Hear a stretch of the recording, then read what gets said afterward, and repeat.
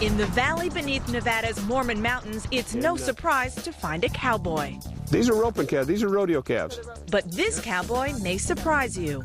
I'm the state chairman of the Democratic Party. I'm a lifetime union member. I'm a journeyman lineman by trade, and I'm also a cowboy. I'm a life member of the National Rifle Association, and I raise cattle.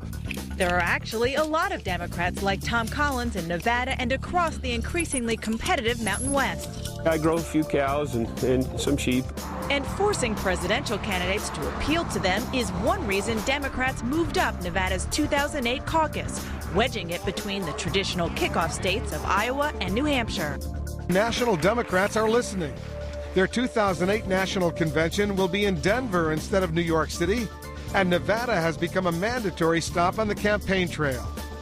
Nevada wants to have more say in who will become the next Democratic presidential candidate. The state has squeezed its caucus in between the Iowa caucus and the First of the Nation primary in New Hampshire. Nevada hopes it'll give many of its minority and union voters a louder voice in the process. Of course, Nevadans are like other people, but the difference in Nevada that I've observed, and I go back to serving with Senator Cannon and Senator Bible, and that is that you guys out here have a streak of independence that you're proud of. But, you know, this used to be a Democratic territory. When I got to the Senate as a 29-year-old kid, this was a Democratic state.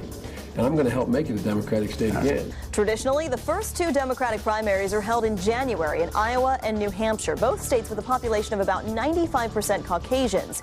In an effort to diversify the process, Democrats moved Nevada's primary up to January 19th, the second to be held in the country next year. Presidential candidate John Edwards was also in town this weekend. During his 15th visit to our state, he was endorsed by the local carpenters union. Well, you're in Nevada now. Yeah. I mean, a western state. You say it right, too. Yeah, I'm glad you did. The Democrats are here every day, it seems like.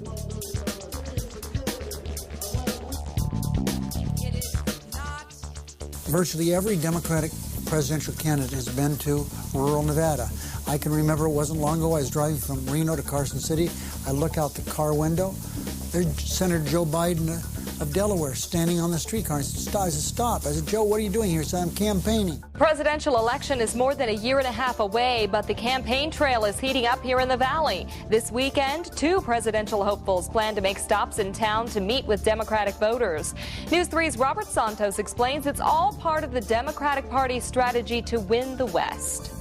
First to hit the campaign trail in the Valley will be Senator John Edwards. On Saturday, he plans to discuss his universal health care plan with union and community activists.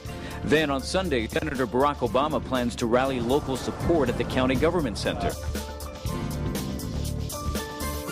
If the candidates running for president can come to Nevada and learn the issues in Nevada, they will know the issues of 8 or 9 of the western states. Things like public land use and water conservation. The reason we're getting so much attention in Nevada is that people understand if they want to win the West, which is the only way you can win the presidency, you have to do it through Nevada.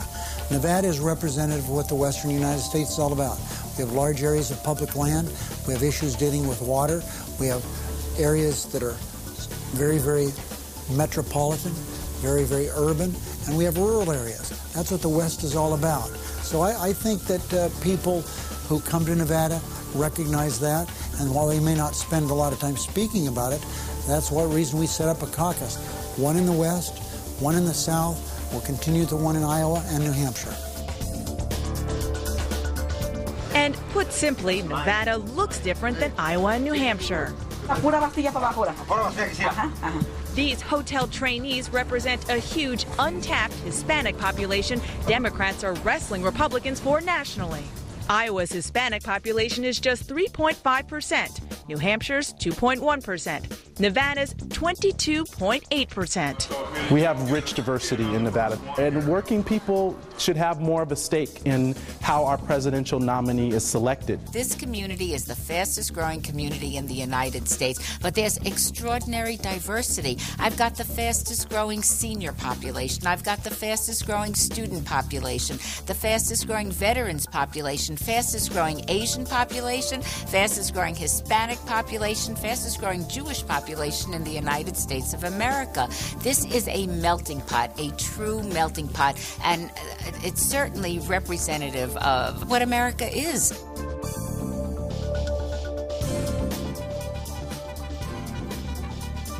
espero que toda nuestra comunidad salga a votar en Las Vegas, en Nevada, por mí. State Democrats are hoping to use the world's most popular game to attract Hispanic voters. The party is sponsoring a soccer team, and they're calling it Los Democratas, the Democrats. The team's captain is an assemblyman in the Nevada legislature. At each of the team's games, a group of volunteers will register voters. You have to go out to the swap meets and shake people's hands.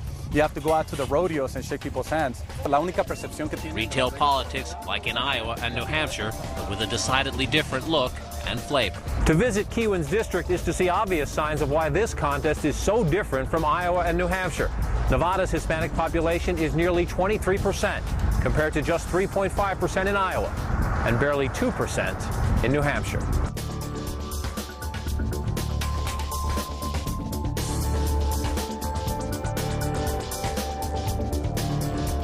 Nevada is proud to be the home of the second in the nation presidential caucus. For a Democrat to win the White House, they must win the West and win Nevada.